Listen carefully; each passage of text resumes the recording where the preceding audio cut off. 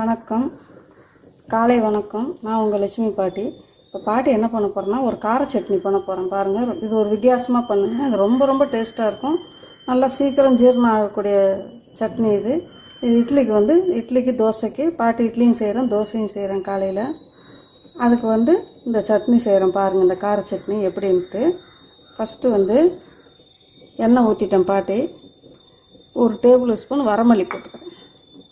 ஒரு table spoon வரமல்லி, பூண்டு பல் 2 கட்டி பூண்டு போட்டுக்கிறேன். 2 கட்டி பூண்டு உரித்து போட்டுக்கிறேன். தோலோடு வேணாலும் போடுங்க, தோலோடையும் இருக்கும் பாருங்கள். அதில் பாதி தோல் உரிச்சிருக்கோம், பாதி தோல் உரிக்காமல். ஒரு 8 வரமிளகா, குண்டு மிளகா போட்டிருக்கேன். ஒரு 3 கொத்து கருவேப்பிலை போடுறேன். கொஞ்சோண்டு புளி போட்டு இதை வணக்கலாம். கரெக்டாக பார்த்துக்கோங்க, ரொம்ப ரொம்ப டேஸ்ட்டாக இருக்கும் இது. இது கூடவே 2 டேபிள் ஸ்பூன் உளுந்து, வெள்ளை உளுந்து போட்டுக்கிறேன் பாட்டி. பாருங்கள், 2 டேபிள் ஸ்பூன் வெள்ளை உளுந்து. இது கரெக்டாக 2 டேபிள் ஸ்பூன் இருக்கும். ஒரு கை போட்டிங்கன்னா 2 டேபிள் ஸ்பூன் இருக்கும். பெரிய நம்ம டேபிளில் வைப்போம் இல்லையா, பெரிய டேபிள் ஸ்பூன், அதில் 2 ஸ்பூன் கரெக்டாக இருக்கும். போட்டுக்கோங்க. ஒன்றா போட்டு வதங்கிடும். இதெல்லாம் சீக்கிரம் வதங்கக்கூடிய பொருள் தான். ஏன்னா இந்த பூண்டு கூடையே இந்த உளுந்து, இந்த மல்லி, வரமல்லிலாம் போட்டிங்கன்னா அந்த வாசனை அதில் போய் சேர்ந்துக்கும், ரொம்ப நல்லாயிருக்கும். நல்லா வறுபடட்டும். இது கூடவே பாட்டி 2 பச்சை மிளகா போட்டுக்கிறேன். பச்சை மிளகா போட்டிங்கன்னா நல்லா வாசனையாக இன்னும் கொஞ்சம் டேஸ்ட் கொடுக்கும். 2 பச்சை மிளகா போட்டு உடச்சிட்டு போடுங்க, அப்படியே போடாதீங்க. அப்படி 2ஆக கீறிட்டு போடுங்க. அதெல்லாம் நல்லா செவந்து வந்துடுச்சு. வரமல்லி, உளுந்து எல்லாம் ஒன்றா செவந்து வந்துடுச்சு. பார்த்தீங்களா, பூண்டு வெந்துருச்சு, வரமிளகாயும் நல்லா செவந்து வந்துடுச்சு. இந்த மாதிரி வறுத்திங்கன்னா எல்லாம் ஒன்றா செவந்து வரும். இப்போ கேஸ் ஆஃப் பண்ணிடலாம். ஆஃப் பண்ணிவிட்டு இதை எடுத்துடுறேன் பாட்டி. கேஸ் ஆஃப் பண்ணிவிட்டு எடுங்க. இந்த சட்னி ரொம்ப ரொம்ப டேஸ்ட்டாக இருக்கும்.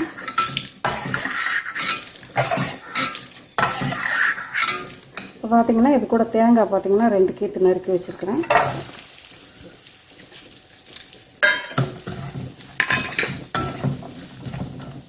கேஸ் ஆன் பண்ணிக்கலாம்.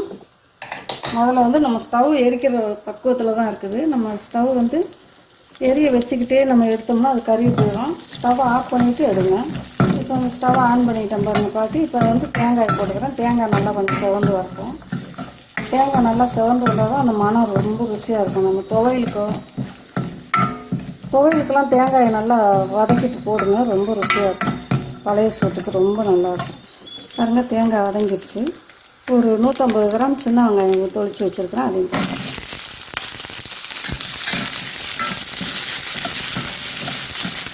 பார்த்தீங்கன்னா வெங்காயமும் நல்லா செவந்துருச்சு, அதையும் எடுத்துக்கிறேன். வெங்காயம் தேங்காயம் அதையும் எடுத்துடலாம். இன்னும் கொஞ்சம் நல்லெண்ணெய் ஊற்றிக்கிறேன். ஒரு ஸ்பூன் ஊற்றிக்கிறேன். 1 ஸ்பூன் கூட இருக்காது, 1/2 ஸ்பூன். தக்காளி பழம் பார்த்திங்கன்னா ஒரு 8 தக்காளி பழம், பொடி தக்காளி பழம், இந்த மாதிரி இந்த சைஸ் தக்காளி பழம் ஒரு 8 தக்காளி பழம் கட் பண்ணி வச்சுருக்கேன். இந்த பாருங்கள், இது இப்போ இதை போட்டுக்கிறேன்.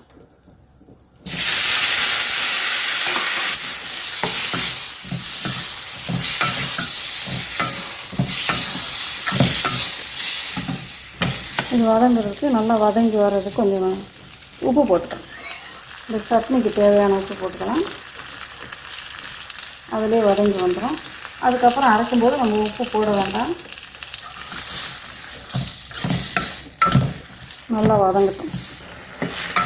பார்த்தீங்கன்னா தக்காளியும் ஓரளவுக்கு வெந்து வந்துடுச்சு, போதும். இப்போ நான் கேஸ் ஆஃப் பண்ணி இதை ஆற வச்சுக்கிறேன். ஸ்டவ் ஆஃப் பண்ணிடுறேன். இப்போ பாருங்கள், இதெல்லாம் ஆறிடுச்சு. இதை கொஞ்சம் 2 சுற்று சுற்றிட்டு அதுக்கப்புறம் தக்காளியை போட்டு அரைக்கணும். உப்பெல்லாம் இதிலே போட்டேன், நீ உப்பு போட வேணாம். உப்பு முதல்ல தக்காளியில் போட்டிங்கன்னா கவனம் வச்சுக்கோங்க. இப்போ நான் பாட்டி இதை அரைச்சிட்டு காமிக்கிறேன். பாட்டி பார்த்திங்கன்னா சட்னி அரைச்சிட்டு வந்துட்டேன். பாருங்கள், சட்னி அரைச்சிட்டு வந்துட்டேன். சுவையான சட்னி ரெடி ஆயிடுச்சு. ரொம்ப ரொம்ப டேஸ்ட்டாக இருக்கும் இந்த சட்னி. இட்லியில் தொட்டு சாப்பிட்ற, இட்லி, தோசை, சாதத்தில் போட்டு கூட நீங்கள் நெய் ஊற்றி சாப்பிட்லாம். அவ்வளோ சூப்பராக இருக்கும் இந்த சட்னி. இதே மெத்தடில் அரைச்சி நீங்கள் பயன்படுத்துங்க, ரொம்ப ரொம்ப ருசியாக இருக்கும். பாட்டிக்கு இதுக்கு ஒரு தாளிப்பு கொடுத்துடலாம். வானொலியில் எண்ணெயை வச்சுட்டேன், ஊற்றிட்டேன் பாருங்கள். ஒரு அரை ஸ்பூன் கடுகு போட்டு, ஒரு அரை ஸ்பூன் உளுந்து, அது நல்லா பொரியட்டும்.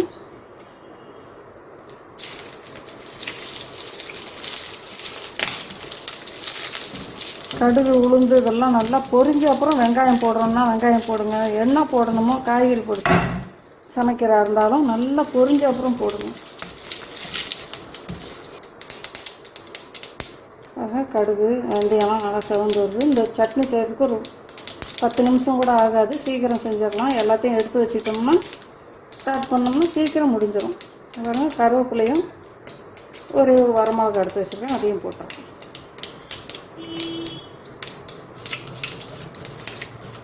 நல்லா செவந்து வரணும், அவசரப்படாதீங்க.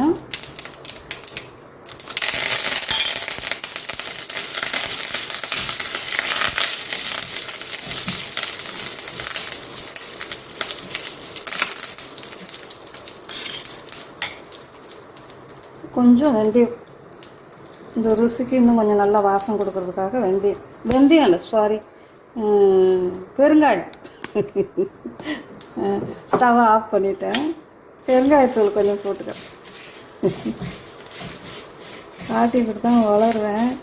அப்பப்போ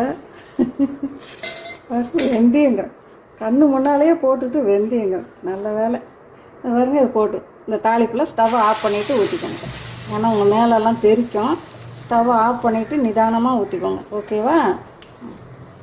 அப்போ தான் அந்த தாளிப்பும் மேலெல்லாம் புகஞ்சி எல்லா பக்கமும் தெரிக்காமல் இருக்கும்,